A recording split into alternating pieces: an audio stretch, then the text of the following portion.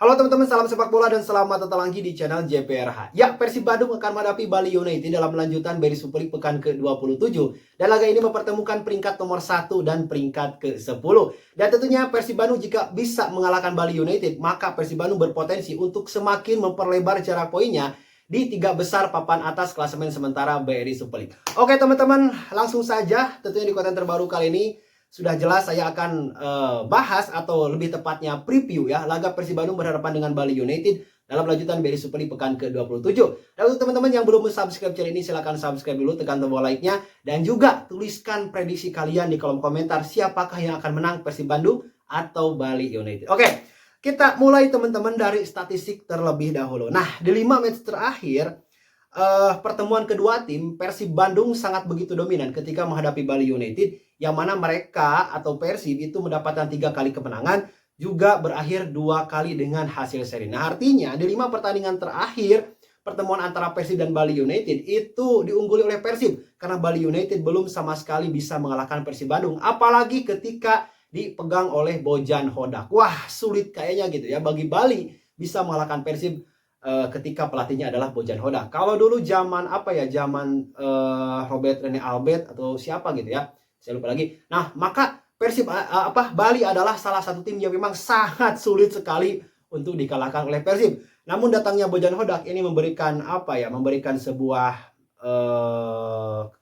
harapan gitu ya bagi Persib Bandung. Dan Persib saat ini menurut saya itu merupakan tim yang memang agak sulit, bukan agak lagi, tapi sulit untuk disaingi saat ini oleh tim-tim di BRI Super League. Nah, selanjutnya teman-teman, di 5 pertandingan terakhir di BRI Super League, Persib Bandung itu mendapatkan 3 kali kemenangan ya. 3 kali kemenangan mereka didapatkan melawan Semen Padang, lalu juga Persik Kediri dan Madura United. Sedangkan 2 kalinya berakhir dengan imbang, yaitu ketika berhadapan dengan Borneo FC yang berakhir dengan skor 1-1, dan juga ketika berhadapan dengan Persebaya Surabaya yang berakhir dengan skor 2-2. Nah, sedangkan untuk Bali United, mereka di 5 pertandingan terakhir di BRI Super League itu mendapatkan 2 kali kemenangan ketika berhadapan dengan PSBS Biak dan juga berhadapan dengan Arema FC.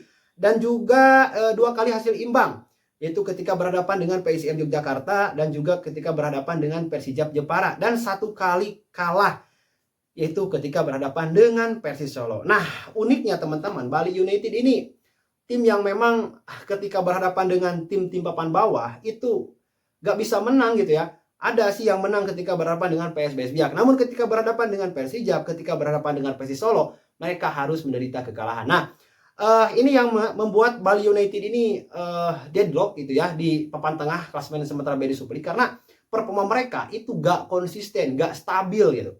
Nanti akan saya jelaskan apa yang membuat performa Bali United ini kurang begitu stabil di BRI Super League musim 2025-2026. Oke.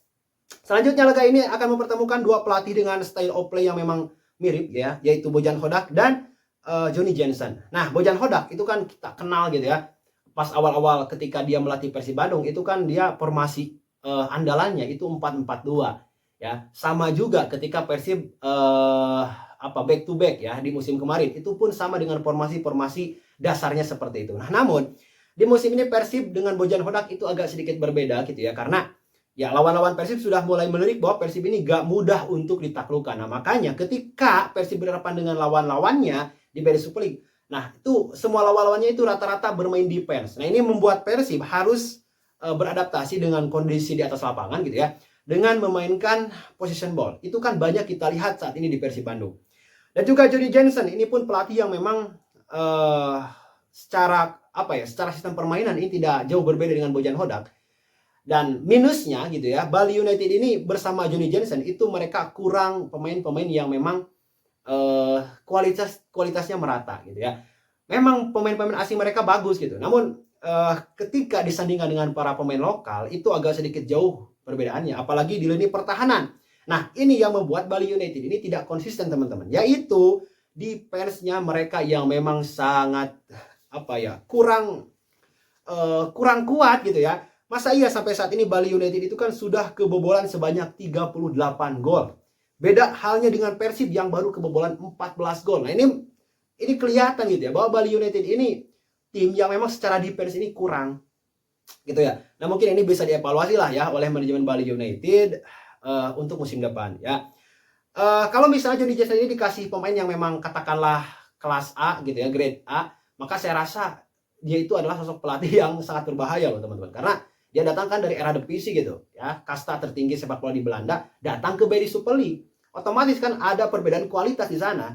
Nah, namun ya tentunya sebagus-bagusnya pelatih kalau tidak didukung oleh pemain-pemain yang berkualitas juga ya sulit juga gitu ya. Nah makanya ini mungkin gitu ya, saya rasa John Jason akan tetap dipertahankan di Bali United dan Bali United akan mencoba untuk mengupgrade pemainnya untuk musim depan. Oke, selanjutnya teman-teman, dari segi kelemahan ya Persib Bandung nyaris gak punya kelemahan ya, bukan berarti gak ada tapi nyaris saja gitu ya. Kelemahan Persib adalah ketika pemainnya itu cedera ya dan harus absen di pertandingan, dan juga ketika pemainnya mendapatkan akumulasi kartu kuning. Udah itu aja gitu ya. Namun separah-parahnya Persib mendapatkan akumulasi kartu kuning, saya rasa tidak separah Persija gitu ya. Karena Persija itu mudah sekali pemainnya mendapatkan kartu merah. Jadi kemarin juga Jordi Amat gitu ya, pemain senior tuh ya melakukan aksi tengil yang membuat dirinya harus membuat Persija kerugian gitu ya ketika pertandingan krusial. Nah, namun Persib Bandung tentunya agak sedikit bisa meredam hal itu, dan ini tentunya kualitas pelatih saya rasa yang memang bisa menjamin hal tersebut. Oke. Untuk laga nanti saya bisa prediksikan 70% itu akan dikuasai oleh Persib Bandung, karena dasarnya adalah ya Persib ketika bermain di GBLA semua lawan-lawannya itu selalu bermain defense, dan semaksimal mungkin mereka atau lawan-lawan Persib itu memaksimalkan counter. Ya, hampir semua lawan di BRI Super League rata-rata seperti itu di musim ini. Nah, jadi laga nanti pun itu tidak akan jauh berbeda saya rasa ya, dan Bali United tentunya dengan para pemain Persib yang sangat agresif, gak mungkin mereka mengambil resiko dengan bermain terbuka. Pasti Johnny Johnson akan memilih bagaimana caranya memainkan middle block ya, lalu juga menurunkan garis pertahanan sebisa mungkin, sekuat mungkin, baru kalau ada kesempatan counter maka saya rasa Bali United akan melakukannya. Oke.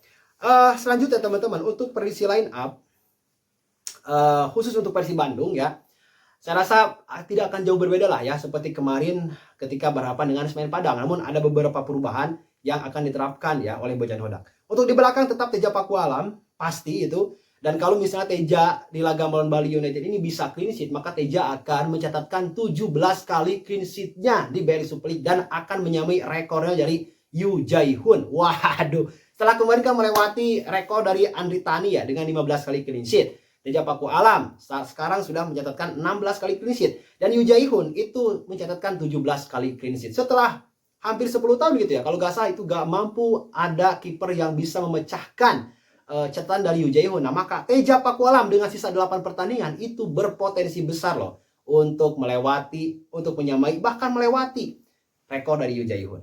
Selanjutnya dua pemain di belakang, Matri Cardi dan Federico Barba, itu saya rasa akan diturunkan ya, karena Matri Cardi kemarin tidak bisa tampil tuh karena akumulasi kartu kuning. Nah, sekarang ketika dia sudah kembali, maka duet dengan Barba itu tidak bisa ditolak lagi. Oke. Selanjutnya dua back kanan dan kiri, yaitu Eliano Renders dan Kakang Rudianto, dan dua pemain di tengah atau double pivot, yaitu Tom Haye dan Mark Klok. Sedangkan pemain nomor 10-nya yaitu Luciano. Kenapa gak Adam Alis tuh? Ya seperti di laga melawan Semen Padang ya, karena beda lah. Ini Bali United saya rasa berhadapan dengan Bali itu butuh akselerasi yang lebih tinggi gitu ya. Kalau Adam Alis kan dia adalah sosok pemain yang memang sudah paham dengan situasi kultur lapangan di Indonesia ya, dan bahkan ya cocok sekali kalau Adam Alis turunkan seperti laga-laga away gitu ya, karena memang Adam Alis sudah tahu gitu ya harus bermain seperti apa ketika menghadapi situasi lapangan yang berbeda. Nah, sedangkan di GBL itu kan lapangannya relatif bagus, maka Luciano saya rasa akan turun ya di posisi nomor 10 kali ini. Dan juga 3 pemain di depan, Berginho itu tetap akan menempati wing sebelah kanan, dan juga Wekam Putra akan menempati wing sebelah kiri, dan pemain nomor 9-nya adalah Andrew Jung. Kenapa gak Ramon gitu ya yang kemarin mencetak brace? Saya rasa Bojan Hodak ketika menurunkan pemainnya ya itu selalu melihat dulu lawannya. Nah, kalau Ramon ketika berhadapan dengan pemain-pemain yang memang mengandalkan adu fisik, itu jelas Ramon akan diturunkan. Nah, sekarang kalau berhadapan dengan Bali United, ya memang Bali United itu tidak terlalu mengandalkan fisik, namun memakai taktik dan kecerdikan gitu ya. Nah, saya rasa Andrew Jung itu lebih cocok untuk diturunkan di laga melawan Bali United, dan sebagai penggantinya mungkin bisa Sergio Casel ataupun bisa Ramon Tengki yang memang akan masuk di menit ke 60 atau 70. Oke teman-teman, saya rasa itu yang ingin saya sampaikan. Wah, jadi gak sabar untuk menonton pertandingan ini. Dan untuk teman-teman yang ingin memprediksi skornya, silahkan saya buka kolom komentar selebar-lebarnya. Silakan kalian cantumkan ya prediksi skor kalian dan juga komentar kalian terkait laga Persib Bandung berhadapan dengan Bali United. Oke teman-teman, jangan lupa like-nya jika ada menyukai video ini, tekan tombol subscribe jika ada belum, dan juga nyalakan lonceng notifikasinya agar kalian selalu menerima notifikasi ketika channel JPRH mengupload video baru. Oke teman-teman, kita akan berjumpa lagi di konten selanjutnya. Salam sepak bola.